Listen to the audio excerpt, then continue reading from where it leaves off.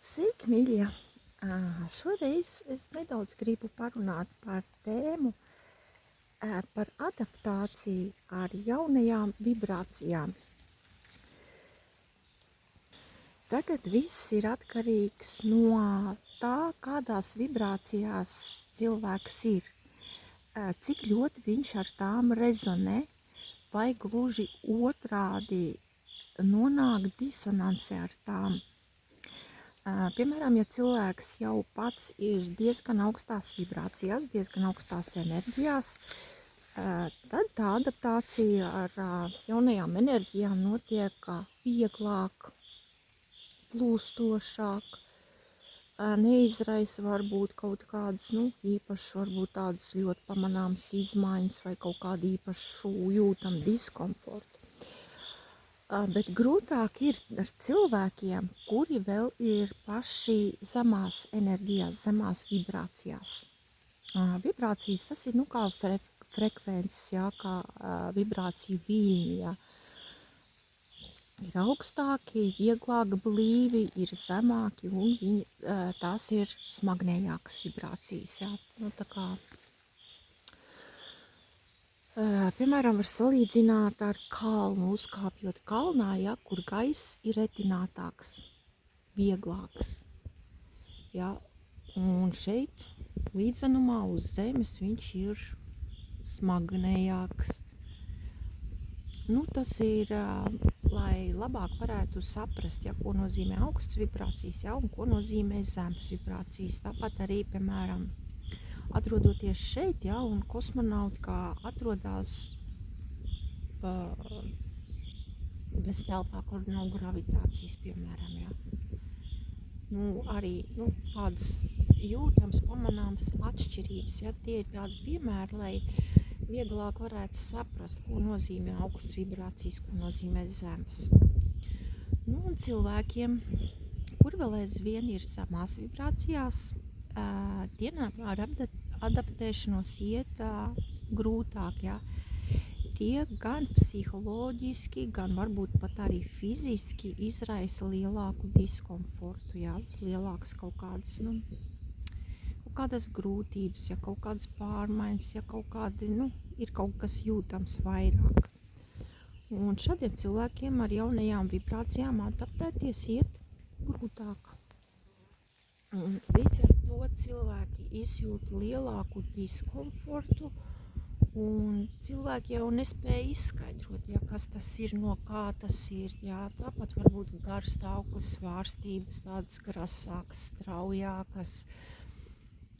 Fiziskā ziņā varbūt kaut kāds diskomforts var izpausties, jūtams kaut kas ir organismā. Un tās ir enerģijas, kas viņiem ir svešas.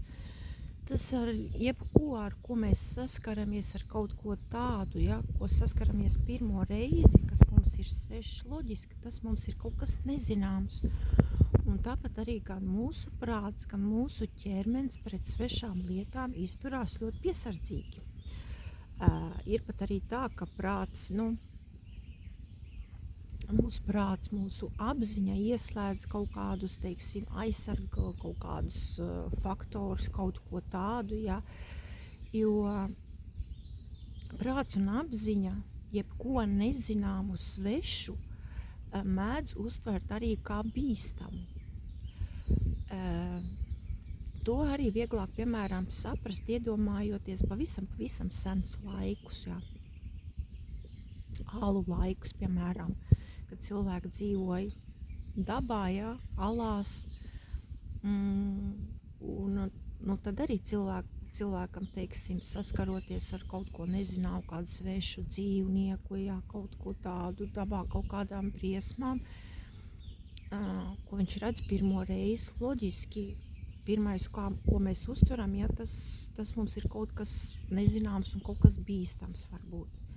Un tā arī prāts, apziņa, pat mūsu ķermenis, arī šīs jaunās vibrācijas svešās, var pat uztvert kā bīstams. Un, protams, ir vajadzīgs laiks, lai ar tām iepazītos, lai tās spētu pieņemt, lai gan prāts, gan apziņa iemācās ar to sadzīvot, pieņemt, tāpat arī fiziskais ķermenis, ja tam ir vajadzīgs, ir cilvēki, kam ir vajadzīgs pietiekoši ilgs laiks, ja, kuriem jau vibrācijas ir paaugstinājušās, tiem tas vieglāk notiek, varbūt ātrāk. Katram tas ir ļoti, ļoti individuāli, atkarīgs no ļoti daudz kā. Un tāpat arī fiziskajam ķermenim ir sava apziņa, un tas spēj regulēt enerģiju plūsmu uz visiem orgāniem, atbilstoši vajadzībām. Un loģiski, jā, mūsu fiziskais ķermenis saskarās ar jaunām enerģijām, kāds nekad nav bijušas, jaunas vibrācijas. Tās ir pavisam savādākas, svešas. Loģiski, kad arī gan ķermenim, gan mūsu apziņai ir vajadzīgs laiks, lai ar to visu iepazītos, lai adaptētos, lai pieņemtu, lai prāts, apziņa un ķermenis iemācītos ar tām sadzīvot. Tam visam ir vajadzīgs laiks, mīļie. Un nokļūstot svešās enerģijās, visi šie parametri mūsu apziņā, mūsu fiziskajā ķermenī arī mainās. Ķermenis pamazām pielāgojas jaunajiem apstākļiem. Un, lai vieglāk varētu saprast, tieši tāpat notiek arī, piemēram, ar kalnā kāpējiem, alpīnistiem. Viņi taču arī kādreiz to sāka darīt. Sākot to darīt, darot to pirmo reizi, otro reizi. Jā, pirmajā reizē mēs pirmo reizi saskaramies ar retinātā gaisu, augstu kalnu galos, ja, piemēram. Un loģiski, tur jau arī gan ķermenim fiziski, visam ir pamazām jāpielāgojas, tam ir vajadzīgs laiks, jā. Pirmajās reizēs jau ir cilvēki, kas pirmā reizē nokļuvuši ir, teiksim, retinātākā kalnu gaisā, jā.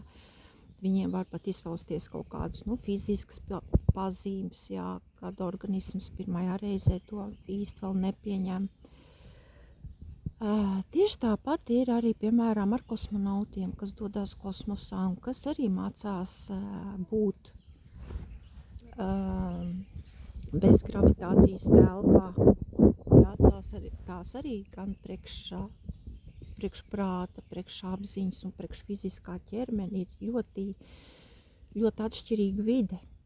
Un arī ir vajadzīgs laiks lēni pie tā pierast, aprast ar to, pieņemt to tā, lai ķermenis arī iemācās arī tādā vidē uzturēties, pavadīt ilgāku laiku, tā kā tieši tas pats ir arī ar šīm augstajām vibrācijām, kad mūsu apziņai un mūsu fiziskajam ķermenim arī ir vajadzīgs laiks, lai pārveidot savus parametrus, pārslēgties, tā kā procesi arī kaut kādā veidā pārslēdzās, jā, kaut kas mainās, kaut kas savādāk.